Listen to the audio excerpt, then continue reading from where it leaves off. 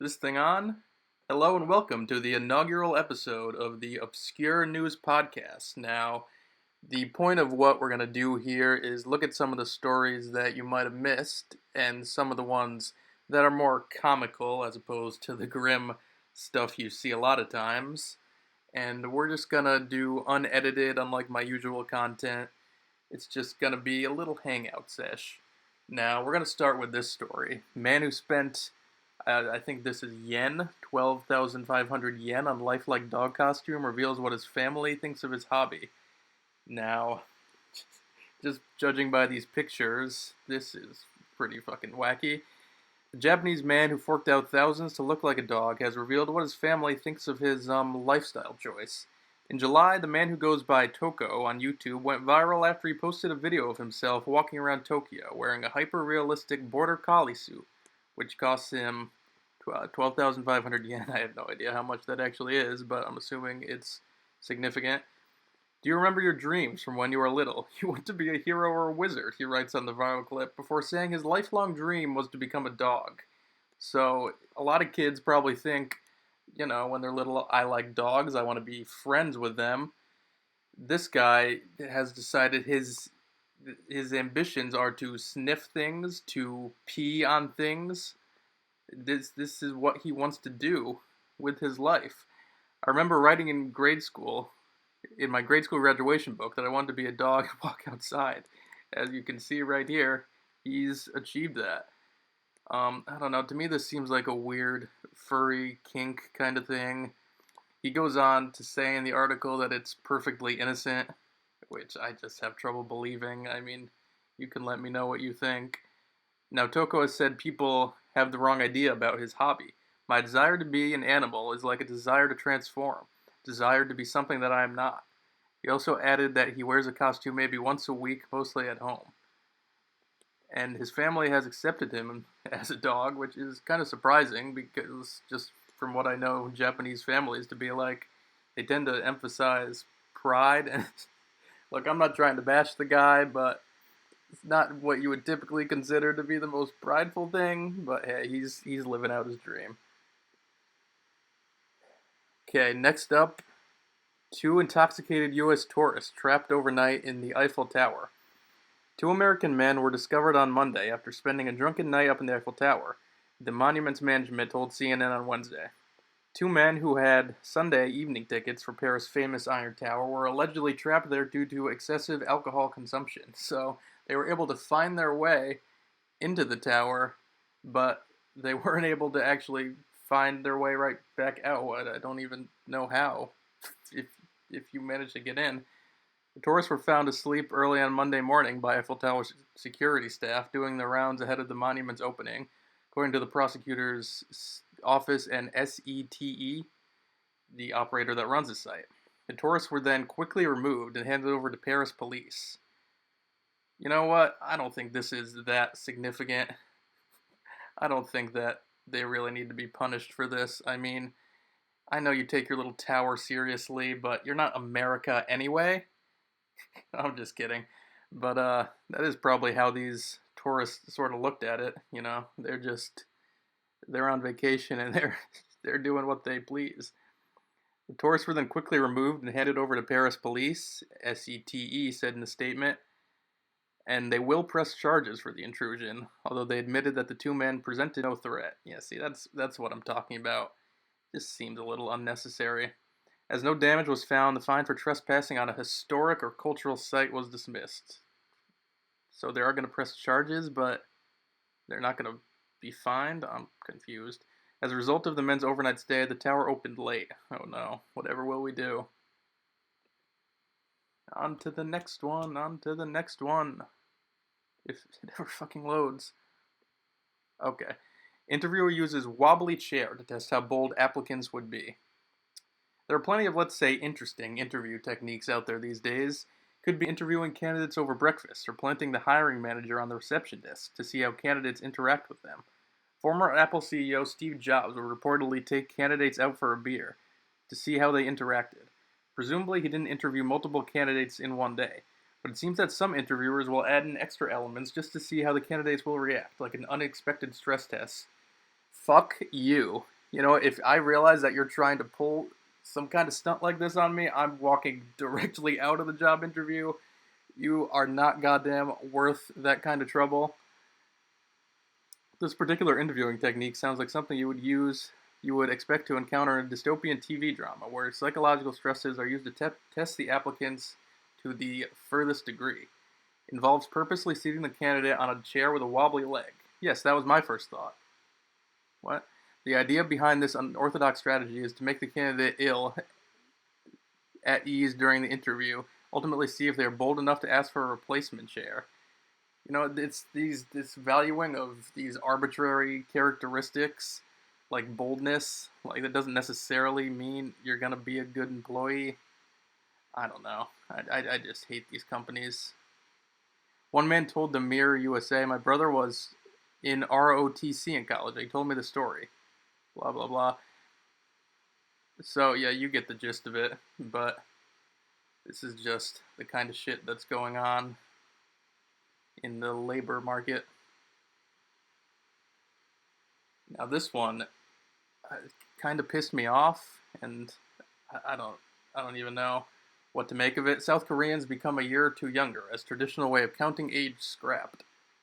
South Koreans became a year or two younger on Wednesday as new laws that require only using the international method of counting age took effect, placing the country's traditional method. Why are you messing with things this unnecessarily? I mean, well, let's just read more about it. Under the age system most commonly used in South Koreans' everyday lives, people are deemed to be year-old at birth, and a year is added every January 1st, but you're not a year old if you were just born. The country has, since the early 1960s, used the international norm of calculating from zero at birth and adding a year on every birthday for medical and legal documents, but many South Koreans continue to use the traditional method for everything else. And it goes on to talk about 86% said they would use the international age in their everyday life when new laws took effect, so nobody's even abiding by this bullshit that they're trying to enforce, but some people do like it because it makes them younger, even though they're not actually younger. And it's even messing with, it goes on to say here, another age system exists in South Korea for conscription, school entrance, and calculating the legal age to drink alcohol. So someone who was going to be old enough to drink has to wait even longer. I mean, imagine what a drag that's going to be. I don't know. It just seems strange and arbitrary. Oklahoma man survives after he's stabbed in the head with a flagpole at Sonic Drive-In restaurant. Guess we might need a Oklahoma man generator sometime soon. I don't know how the fuck you survive something this severe. An Oklahoma man stabbed another man in the head with a flagpole, and of course he looks like this, because what else would he look like? At a Sonic Drive-In restaurant Tuesday evening, according to Tulsa police. Officers were called around 7:30 p.m. to the Sonic at Tulsa Hills on 81st. Upon arrival, officers found a male victim with a flagpole through his head. The pole had entered the victim's head beneath his jaw and exited the other side of his head near his right temple area. Does it talk about what provoked this kind of incident? I mean, like, if the guy disparaged America, it'd be kind of, I guess, a badass thing to do. Like, this is your America for you. Flagpole through your head. Witnesses told police they saw the suspect, identified as Clinton Collins, charge the victim and stab him in the head with a flagpole. Witnesses said they heard Collins say, "That's what he gets. He deserves it." So this was not even like a heat of the moment thing that he regretted right afterwards. He was committed, and he was proud of what he did. Firefighters had to cut out the flagpole to fit the victim in the ambulance, so it's enormous. This is unbelievable. Again, I don't know how he survived. The victim miraculously survived the brutal maiming, but will likely lose an eye, police said. Collins is charged with maiming after former conviction of a felony. My goodness, the crazy is spreading, and that's all I have to say about this one. Now, our next news story is not exactly obscure. A lot of people are talking about this, but I have thoughts nonetheless. Kid Rock caught on camera drinking Bud Light despite so-called boycott. This motherfucker is so addicted to piss water Bud Light, and everyone says doesn't even taste good. It's not like you drink beer for the taste. So this is not something that people typically enjoy, but for Kid Rock, it is so important to him, his addiction to Bud Light, that in spite of his whole political protest, he cannot stop himself from not only drinking it, but drinking it publicly. Kid Rock put himself in the middle of a brouhaha after he was photographed drinking a Bud Light at a Nashville bar. The musician was seen drinking the beverage Thursday while attending a show by country singer Colt Ford. Many found Rock's choice of drink a little hypocritical since he famously shot up a case of the beverage back in April to protest the beer company sending a single promotional can to trans TikTok influencer Dylan Mulvaney. Video obtained by TMZ shows the rocker calmly holding the blue beer while chatting with friends. It's a far cry from months ago when Rock and others were ginned up enough to boycott the brand at the thought that a trans person might also drink their beer of choice. And they're probably already on to another brand that they're mad at. And this is how quickly they tend to forget. So, it looked like Bud Light was in trouble, like that they had lost their demographic, essentially. They had alienated those people by trying to get a more left-wing audience, but they forget so fast. You know what? I think Bud Light's going to be just fine.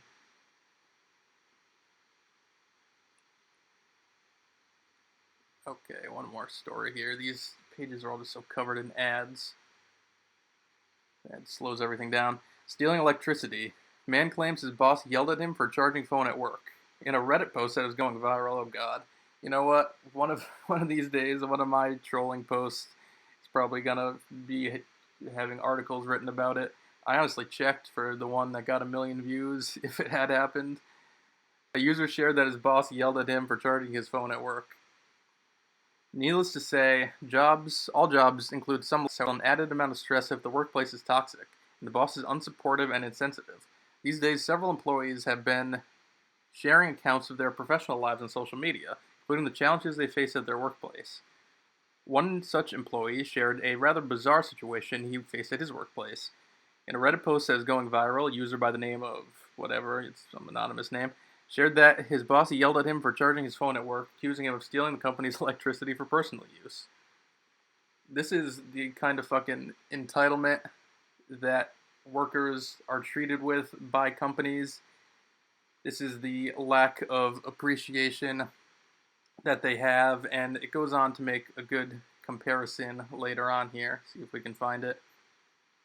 Needless to say, Reddit users were left aghast and slammed the employee's boss. One user said, "Your boss is a douchebag."